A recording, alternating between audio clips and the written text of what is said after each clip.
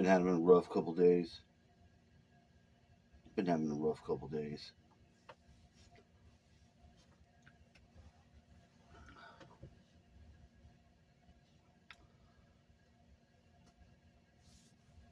Got heartburn. So, Mr. Mission Control says our solar system is about to go through a different, denser cloud. We've been waiting for this for a long time. I've been waiting for this for a long time. They had us believe in some different shit whenever I was younger about some photon beam that was supposedly coming through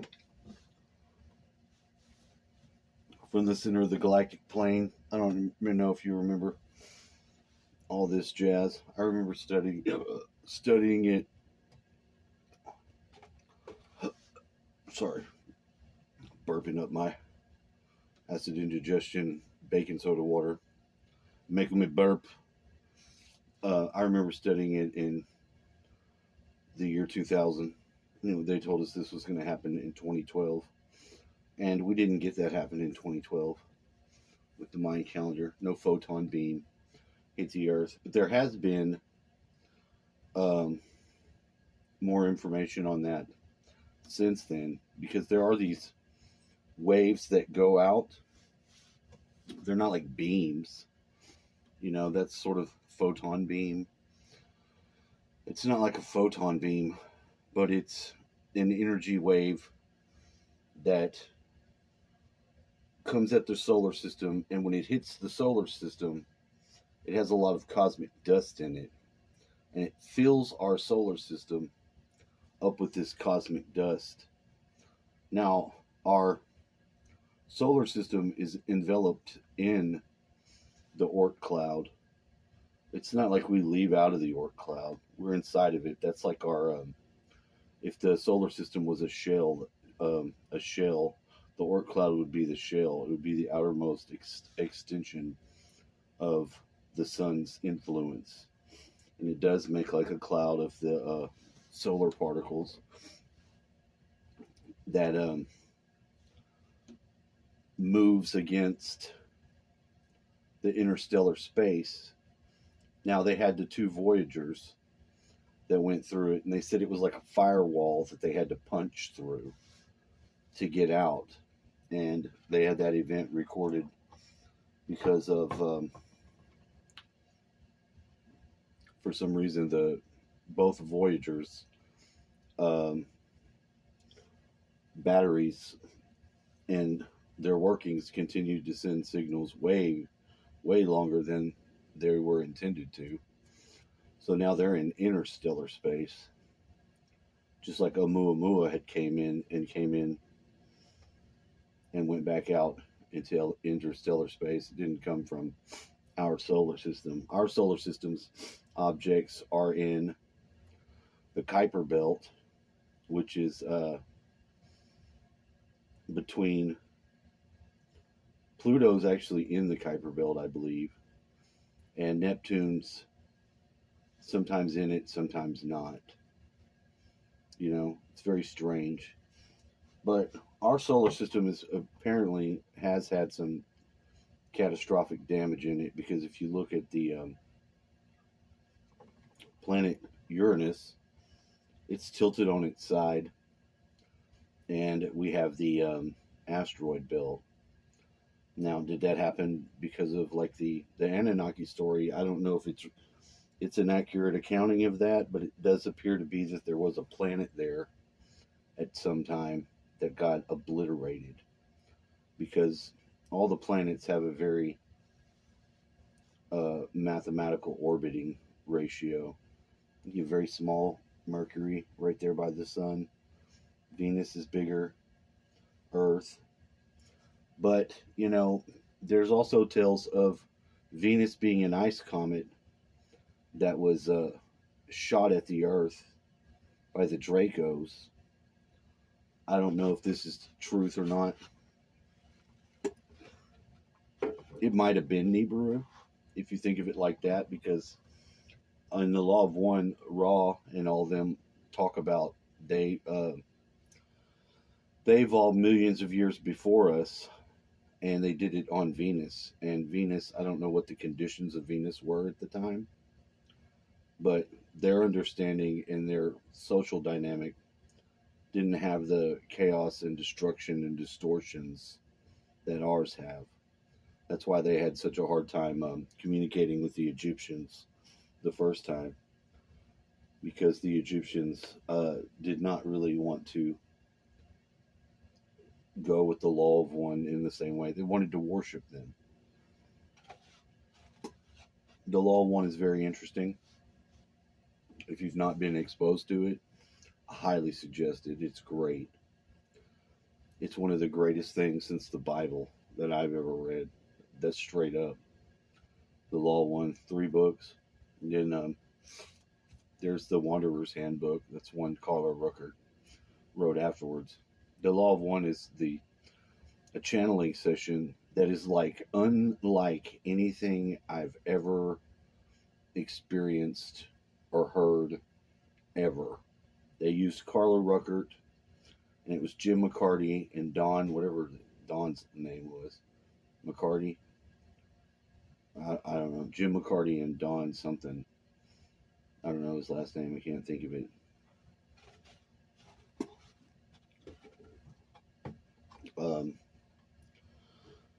She was the instrument, and she spoke. They laid her on a table, and she was oriented a certain way. They did like ritual magic banishings before they did it. One of them was the scribe, and one of them asked questions, and that's all they had. And when they made the contact, they did it for years, and they got so much information in these books. And it's not information that people make up. These motherfuckers did not make this shit up. It's badass. Pretty well known now, but for years, and at least when I started doing research and stuff, it was I ran into the Anunnaki stuff before I found the Law of One. I think I found the Law of One right about 2014, 13 or 14, something like that. Oh man, and it's incredible. And it actually fits. So if you have the Mayan calendar saying that we're going to have a different period of time, and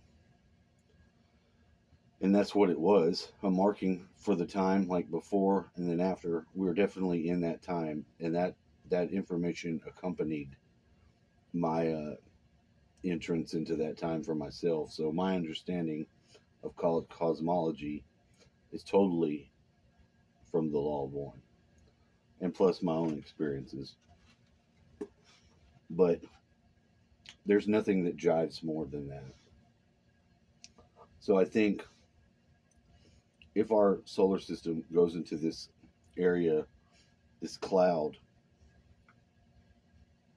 with other material, our solar system will absorb this. And this is what they say happens with the wave that comes, that's pulsed from the galactic center. The wave that hits everything and brings that energy and that dust will saturate the sun. So the sun has to micronova, boom, blast it off.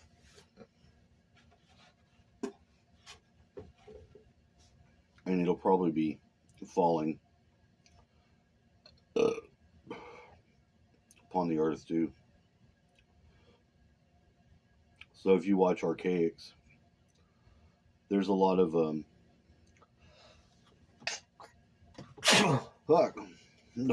excuse me.